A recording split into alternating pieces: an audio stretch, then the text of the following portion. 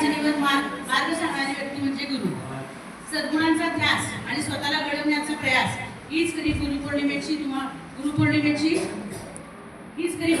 असेल.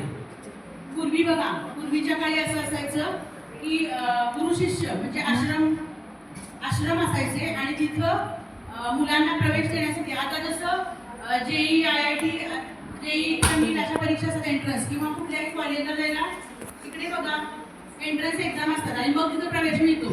अगदी तसंच पूर्वीच्या काळी सुद्धा त्या शिष्याला परीक्षा द्यायला लागायची, मोठ्या परीक्षा द्यायला लागायच्या आणि त्याच्यानंतरच त्यांना त्या आश्रमामध्ये प्रवेश मिळत असे. तर असंच एकदा असं झालं की गुरूंनी परीक्षा घ्यायचं ठरवलं मुलांची आणि त्यातून त्यांनी आपल्याला कोण शिष्य हवा हे ठरवणार होते ते. तर त्यासाठी त्यांनी काय केलं, एका शिष्याला सांगितलं की माझा आशीर्वाद आधी घ्यायचा आणि मग तुला या आश्रमात प्रवेश मिळेल.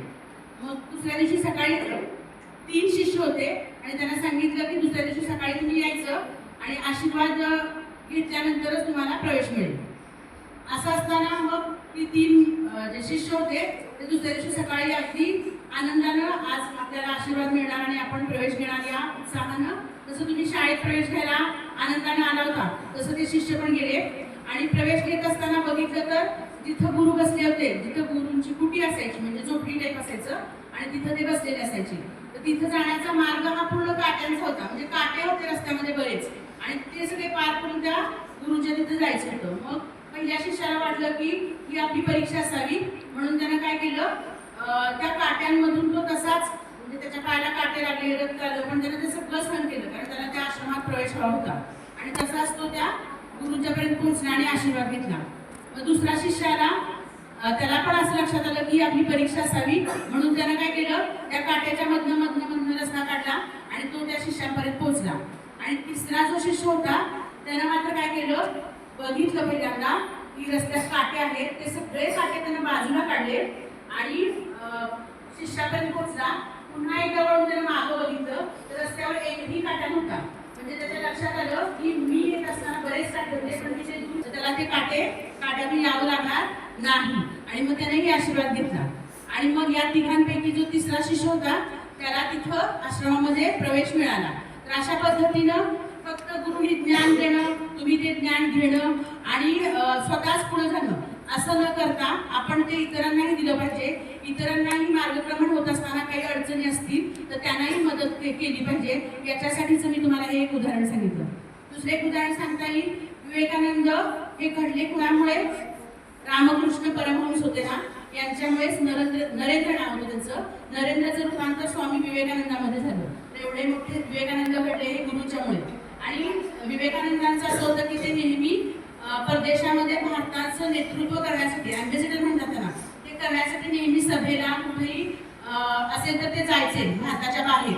आणि असं जात असताना त्यांचे तर केशरी त्यांचा हे होता, परिधान केलेली वेशभूषा होती. मग एकदा असेच ते शिकागोमध्ये मीटिंगसाठी बसले असताना सगळ्या देशाचे प्रतिनिधी आले होते आणि ते सूट घालून अगदी व्यवस्थित आणि आपले स्वामी विवेकानंद हे अशा वेशभूषेमध्ये गेले होते. आणि ते पाहिल्यानंतर तिथले एक अधिकारी म्हणाले की तुम्ही असे कपडे घालून कशा एवढ्या मोठ्या मीटिंगला येऊ शकता. तर विवेकानंदांनी बघा किती सुंदर उत्तर दिलं. ते म्हणाले तुमच्या देशांमध्ये सूट बूट बघून चरित्र काय आहे हे ठरवलं जातं, पण आमच्या भारतामध्ये संस्कृती बघून, संस्कार बघून चरित्र ठरवलं जातं. तर अशा पद्धतीनं आपल्या भारताची संस्कृती, तिथं मिळणारे संस्कार हे अतिशय अनमोल आहेत. आणखी एक गोष्ट सांगता येईल, एक शिष्य होता आणि तो शेतातून जात असताना एका विहिरीजवळ पाणी प्यायला गेला आणि त्यानं पाणी पिलं आणि त्याला ते खूप आवडलं. मग तो म्हणाला किती छान पाणी आहे, चला आपल्या गुरुंना पण घेऊन जाऊया. म्हणून ते त्याने पाणी घेतलं आणि गुरुंना नेऊन दिलं. गुरुंना सांगितलं की मी येत असताना मला असं एकदम छान म्हणजे गोड पाणी प्यायला मिळालं आणि मी तुमच्यासाठी आणले. गुरुंनी ते पाणी पिलं आणि म्हटलं अरे वा खूपच छान आहे, छान. हां, तेवढ्यात तिथे दुसरा बसलेला शिष्य होता, तो निघून गेला आणि त्यानंतर दुसरा शिष्य म्हणाला त्यात थोडंसं पाणी पिलं होतं. त्यानं पहिल्यांदा परवानगी घेतली गुरुची आणि ते पाणी पिऊ का म्हणून विचारलं. त्यांनी होय बोलल्यानंतर पाणी पिलं. तर ते म्हणाले एवढं काय याच्यामध्ये खास नव्हतं पाण्यात, नेहमीचं पाणी असं तसंच आहे, मग तुम्ही त्याला एवढं शाबासकी देऊन चांगलं पाणी वगैरे असं का बोलला. तेव्हा गुरु म्हणाले की बघ त्याची भावना, त्याचं मन, हे सगळं मी बघितलं आणि त्यानं ज्या भावनेनं, ज्या आदरानं माझ्यासाठी पाणी आणलं होतं, त्याचं जर मी थोडंसं कौतुक केलं आणि त्याला त्याच्यातनं आनंद मिळणार असेल तर ते मी नक्कीच करायला हवं होतं. तर अशा पद्धतीनं गुरु फक्त आपल्याला शाबासकी देतात, ते आपण जास्तीत जास्त अभ्यास करावं, पुढं जावं आणि तीच खरी गुरुदक्षिणा असते. आजच्या या गुरुपौर्णिमेच्या निमित्तानं खरी गुरुदक्षिणा काय असेल तर तुम्ही अभ्यास करणं, पुढं जाणं. पुढं तुम्ही मोठे झालात, मोठे अधिकारी झालात, कुठल्याही पदावर झालात किंवा चांगल्यातला चांगला शेतकरी, कुठलाही फील्ड असू दे, त्याच्यामध्ये तुम्ही तुमचं 100% देणार आहात आणि चांगले नागरिक बनणार आहात. तेव्हा तुमची ओळख अशी नाही पाहिजे की म्हणजे आम्हाला गुरुना असं सांगायला नाही लागलं पाहिजे की हा माझा विद्यार्थी आहे. तर तुम्हाला विचारलं पाहिजे लोकांनी, अरे तुझे गुरु कोण होते? इतकं तुम्ही मोठं व्हायला हवं, इतकं तुम्ही चांगलं नागरिक बनायला हवं आणि इतकं छान शिकायला हवं. अर्जुन आणि श्रीकृष्णाची गोष्ट तर सगळ्यांना माहीत आहे. श्रीकृष्ण हा असा अर्जुनाचा गुरु होता. अर्जुन जेव्हा महाभारताच्या वेळी लढायला जाणार होता तर त्याला मोठा प्रश्न पडला होता की माझेच नातेवाईक पुढे लढायला असणार आहेत आणि मी त्यांच्यावर बाण कसा चालवणार. इतक्या द्विधा अवस्थेत असताना सुद्धा श्रीकृष्णाने त्याला मार्गदर्शन केलं, योग्य मार्ग दाखवला आणि लढण्यासाठी तयार केलं. म्हणजे अशा कितीतरी गुरु शिष्याच्या जोड्या आपल्याला सांगता येतील. एकदा एका मुलानं, बघा तुम्हाला पण असं लक्षात येत असेल की जेव्हा शिक्षक शिकवतात तेव्हा खरंच याला सगळं येतं का, खरंच हे ज्ञानी आहेत का, असं तुमच्याही मनात येत असेल. असाच एक थोडंसं मुलगा होता आणि शिष्य होता आणि त्याला असं वाटलं की आपल्या गुरुला खरंच सगळं ज्ञान आहे का, चला पडताळून पाहूया. म्हणून त्याने एक आयडिया करायची लक्षात म्हणजे आयडिया करायचा विचार केला आणि त्यानं असं ठरवलं की आज गुरु हे सर्वश्रेष्ठ नाही हे मी सिद्ध करणार. म्हणून त्यानं काय केलं, एक फुलपाखरू धरला आणि आपल्या मुठीत धरला तो आणि तो गुरुच्याकडे गेला आणि गुरुंना प्रश्न विचारला, आता मला सांगा की माझ्या हातातलं फुलपाखरू ते जिवंत त्यानं पकडलेलं, पण त्यांनी गुरुंना विचारलं की माझ्या हातात एक फुलपाखरू आहे, ते जिवंत असेल का मेलं असेल, असं त्यांनी प्रश्न केला गुरुंना. आता गुरु म्हणजे गुरुच असतात, त्यांना सगळं ज्ञान असतं. तर ते म्हणाले ते तुझ्यावर अवलंबून आहे. त्याने उत्तर काय दिलं बघा, ते तुझ्यावर अवलंबून आहे की त्या फुलपाखराला जिवंत ठेवायचं का मारून ठेवायचं. कारण ते जर गुरु बोलले असते की ते मेले तर त्यांना हात उघडला असता, ते उडून गेलं असतं फुलपाखरू. आणि गुरु बोलले असते की नाही ते जिवंत आहे फुलपाखरू, तर त्याला दाबलं असतं आणि तो मेलेला दाखवला असता. हे गुरुंना माहित होतं. म्हणून गुरु म्हणाले हे तुझ्यावर आहे की तू त्याला जिवंत सोडणार आहेस का मारणार आहेस. तर अशा पद्धतीनं गुरुची परीक्षा जरी घेतली तर त्याच्यातही ते निपुण असतात. हे बऱ्याच वेळा शिष्य गुरुच्या नात्यांमध्ये गुरुनी सिद्ध केलेलं आहे. महात्मा गांधी असं नसतं की गुरु नेहमी समोरच पाहिजे आणि त्यांचं दर्शनच व्हायला हवं, असं नसतं. त्यांनी दिलेली ज्ञानाची शिदोरी आपण सगळीकडे वापरू शकतो, सगळीकडे त्याचा उपयोग करू शकतो.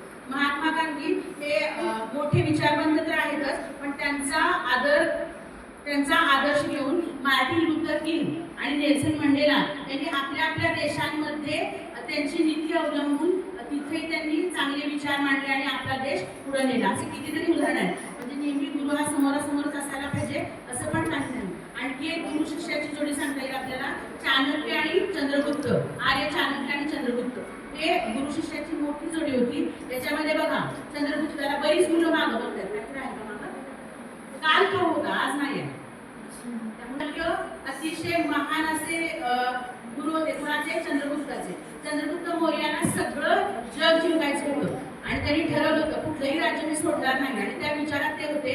आणि त्यांनी एकदा चाणक्यांना सांगितलं की माझी द्विधावस्था आहे, माझ्या डोक्यात विचार चालू आहे की मला हे जग जिंकायचं आणि मी कसं जिंकू. तर चाणक्य बोलले पहिल्यांदा जेवण करूया, भोजन समोर आलेलं आहे, भोजन करूया आणि मग याच्यावर बोलूया. आणि भोजन करत असताना समोर ताट वाढलेलं होतं, त्याच्यामध्ये गरम गरम भात वरण सगळं होतं. चुकून चंद्रगुप्तांनी काय केलं, भाताच्या मध्येच हात घातला आणि त्यांना ते भाजलं. कारण भात मध्ये जास्त गरम होता आणि कडेकडेने खाऊन मग मध्ये, तर त्यांनी चुकून मध्ये हात घातला आणि त्यांना भाजलं. तर याच्यावरून चाणक्यांनी त्यांना उदाहरण दिलं, तुला पण राज्य जिंकायचं आहे, पूर्ण जग जिंकायचं आहे, तर तू कडेकडेचे राज्य जिंकत मग मधले राज्य जर जिंकलेस तर तू नक्की जगत जेता होशील. तर अशा पद्धतीनं गुरूंच्या मार्गदर्शनानं जग जिंकता येतं हे चंद्रगुप्त आणि चाणक्य यांच्या जोडीनं सिद्ध केलं होतं. एवढंच नाही तर चाणक्यांनी चंद्रगुप्तांना प्रजेची काळजी कशी घ्यायचं हे सुद्धा शिकवलं. एकदा ते राज्य जिंकून आले, एवढे खुश होते आणि ते चाणक्यांना पळतून सांगायला लागले की मी हा भाग जिंकला आहे. म्हणून चाणक्यांनी त्यांचं अभिनंदन वगैरे केलं, पण ते म्हणाले ज्या प्रजेनं तुझ्या सैन्याला इतके दिवस सांभाळलं त्या प्रजेचा मोबदला तू त्यांना दिलास का. ते बोलले नाही. म्हणजे प्रजेची काळजी घेणं हे सुद्धा गुरूंनी चंद्रगुप्तांना शिकवलं होतं. कुठलाही असू दे, म्हणजे तुमचा अभ्यास असू दे क्रीडा क्षेत्र असू दे, कुठलंही क्षेत्र असू दे, तिथे साधना ही करावीच लागते. साधना म्हणजे चिंतन करणं, मनन करणं आणि त्यासाठी एखादं ॲम्बिशन समोर ठेवणं आणि पॅशन आणि त्यांना तेवढा प्रयत्न करणं म्हणजे साधना करणं असं असतं. तर प्रत्येक गोष्टीमध्ये साधना ही अतिशय गरजेची असते. बघा, मांजरेकर हा क्रिकेटपटू तुम्हाला माहीत असेल, त्याला निवृत्ती ज्या दिवशी दिली होती त्या दिवशीची मॅच भारत हारला होता आणि त्यांनी तर निवृत्ती सकाळी दिली होती, त्यानंतर त्यांची मॅच झाली होती. पण तेव्हा त्यांना विचार करायची गरज नव्हती की कशामुळे मी हारलो, बॅटिंग कुठे खराब झाली, हा सगळा विचार करायचा, कारण निवृत्ती तर घेतली होती. पण तसं न करता ते का हारले याचा त्यांनी अभ्यास केला आणि त्याच्यात सुधारणा तर करता येणार नव्हती, पण पुढे जे खेळणार आहेत त्यांना मार्गदर्शन करता यावं म्हणजे कुठल्याही गोष्टीसाठी होते. आणि त्यांना अहंकार होता, तर एका छोट्याशा मुलीने त्यांचा अहंकार जावा यासाठी प्रयत्न करून त्याचा म्हणजे ज्ञान मिळालं. तुम्हाला सुद्धा वर्गामध्ये कुठलीही गोष्ट चांगली येत असेल काही मुलांना, तर त्याचा अहंकार न बाळगता नम्रतेनं ते शिकणं आणि ते दुसऱ्यांपर्यंत पोहोचवणं ही कला आपल्या अंगी असली पाहिजे. अशी बरीच उदाहरणं आपल्याला सांगता येतील. आजच्या या गुरुपौर्णिमेच्या निमित्तानं बरीच उदाहरणं मी तुम्हाला सांगितली. यातून एवढंच घ्यायचं आहे की गुरूंचा आदर करणं, गुरूंच्याकडून जी आपण शिक्षा घेतो त्याचा समाजामध्ये वावरताना योग्य प्रकारे ती वापरणं, त्याचा उपयोग करणं आणि अभ्यास म्हणजे साधना करणं, कुठलं तरी ध्येय बाळगून. तुम्ही इथं आला, बोर्डिंगचे आहे, कुठलं स्थानिक मुलं आहेत, पण मी शाळेत आलो, आजच्या दिवसात मला किती ज्ञान मिळालं याचं थोडंसं चिंतन करणं आणि त्या दृष्टीनं प्रयत्न करणं हे फार गरजेचं आहे. तर आजचा हा आपल्या शैक्षणिक वर्षाचा दुसरा-तिसरा कार्यक्रम आहे. पण आज जर तुम्ही ठरवलं की मी अभ्यासात 100% करेन, मी स्पोर्ट्समध्ये मला आवडतं त्याच्यात मी 100% करेन, तर नक्की तुम्ही या वर्षभरात काही ना काही नक्की इथून घेणारच आहात. तर गुरुबद्दल मी आदर व्यक्त करून माझं स्पीच म्हणजे माझं भाषण इथंच थांबवते. धन्यवाद. जय हिंद, जय महाराष्ट्र.